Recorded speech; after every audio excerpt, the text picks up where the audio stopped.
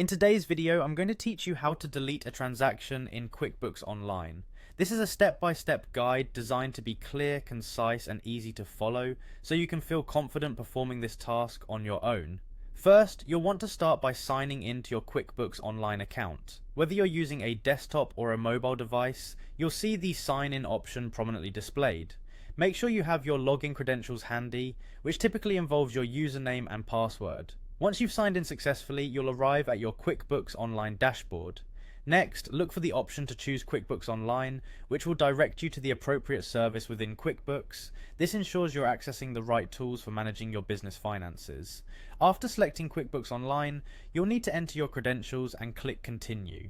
This step reaffirms your access and securely logs you into the platform, taking you one step closer to managing your transactions. Now, once you're in, navigate to the Sales tab that's usually visible on the left-hand side of your screen.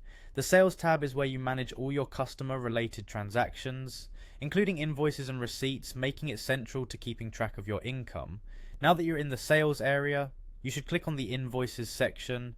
This is where QuickBooks stores all your business's customer invoices, and it's where you'll find the specific transaction you need to delete.